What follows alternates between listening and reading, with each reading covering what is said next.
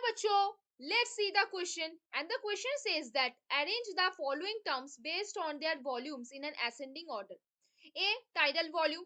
B. Residual volume. C. Inspiratory reserve volume. D. Expiratory capacity. तो आ जाओ बच्चों, थोड़े से की कॉन्सेप्ट में बात कर लेते हैं, चीजों को अच्छे से समझ लेते हैं, तो क्वेश्चन सॉल्व करना हमारे लिए बहुत आसान हो जाएगा बच्चों। देख लो बच्चों, जो टाइडल वॉल्यूम है, टाइडल वॉल्यूम क्या है? जो नॉर्मल अमाउंट ऑफ एयर आप एक्सपायर कर रहे हो और आप छोड़ रहे हो, इंस्पायर और एक्सपायर कर रहे हो, उसको आप क्या बोलोगे? टाइडल वॉल्यूम बोलोगे। टाइडल वॉल्यूम का अमाउंट क्या होता है? 500 ml अमाउंट होता है। टाइडल वॉल्यूम का क्या अमाउंट होता है? 500 ml। तो हमें क्या पता है? इंस्पिरेशन का क्या टाइम होता है? इंस्पिरेशन का क्या टाइम होता है? इंस्पिरेशन का टाइम होता है 3 सेकेंड। ध्यान रखो बच्चों, इंपॉर्टेंट है। और आपका एक्सपिरेशन का क्या टाइम है? एक्सपिरेशन का क्या टाइम है? कोई नहीं बताएगा ये सब चीजें बच्चों, ध्यान से सुनो, सब कुछ समझ में आएगा। तो टोटल कितना होता है? टोटल रेस्पिरेशन पे कितना टाइम लगता है? 5 सेकंड। कितने टाइम लगते हैं? 5 सेकंड। हमारा हमारा 1 मिनट पे कितना सेकंड होता है? 1 मिनट इज इक्वल टू कितने second? 1 minute equal to 60 second, है कि नहीं?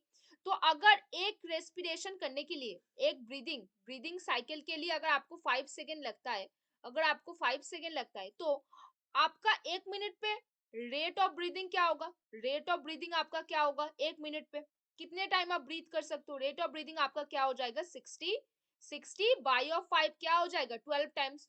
तो आप नॉर्मली आप कितना टाइम ब्रीदिंग कर सकते हो? कितना टाइम? नॉर्मली ये कहा जाता है कि आप 12 टू 16 टाइम्स क्या करते हो? 12 टू 16 टाइम्स पर मिनट आप क्या करते हो? ब्रीथ करते हो। आप क्या करते हो? ब्रीथ करते हो।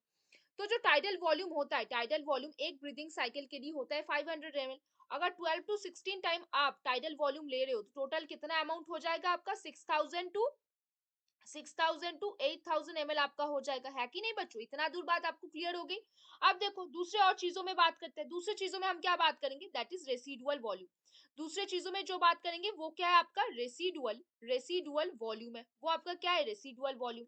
रेसिडुअल वॉल्यूम पे आपको क्या जानना है? कुछ अमाउंट ऑफ एयर आप बहुत फोर्सफुली एक्सपायर करने के बाद भी कुछ अमाउंट ऑफ एयर आपके जो लंग्स में है, लंग्स में क्या हो जाता है? वहां पे प्रेजेंट हो जाता है। Some amount of air, some amount of air, some amount of air, amount of air still present in lung after a forceful expiration, after a after a forceful after a forceful expiration उसको आप क्या बोलोगे? Residual volume. आपका residual volume का क्या amount होगा बच्चों? बताओ तो जरा, कितना अमाउंट है? देखे कितना जानते हो आप? 1200 ml क्या हो जाएगा? 1200। बेसिकली बोला जाता है 1100 to 1200 ml, 1100 to 1200 ml basically बोला जाता है। अब थोड़े और चीजों में भी बात कर लेते हैं, जैसे inspiratory reserve volume. Inspiratory reserve volume आपका क्या हो जाएगा बच्चों? इंस्पिरेटरी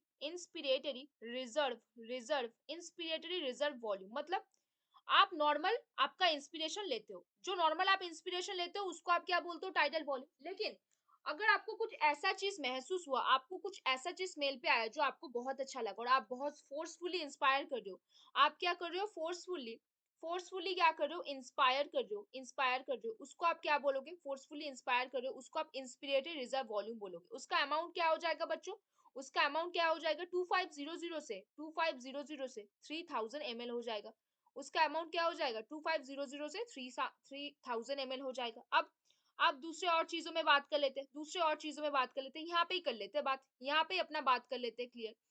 और क्या चीजों में बात करेंगे हम एक्सपीरियटरी कैपेसिटी में बात करेंगे। क्या बात करेंगे? एक्सपीरियटरी कैपेसिटी। देखो बच्चों, चीजें बहुत इंपॉर्टेंट है, दिमाग खोल के बस सुनना है आपको, दिमाग खोल के आपको बस सुनना है। क्या एक्सपीरियटरी कैपेसिटी क्या है? एक तो टाइडल वॉल्यूम वो है जब आप नॉर्मल इंस्पिरेशन कर रहे हो, नॉर्मल एक्सपिरेशन कर रहे हो, उसको नॉर्मल एक्सपिरेशन को हम टाइडल वॉल्यूम बोलते हैं। प्लस कुछ अमाउंट ऑफ एयर आप फोर्सफुली एक्सपायर करो अपने बॉडी से, उसको आप क्या बोलोगे? एक्सपिरेटरी रिजर्व वॉल्यूम बोलते हो।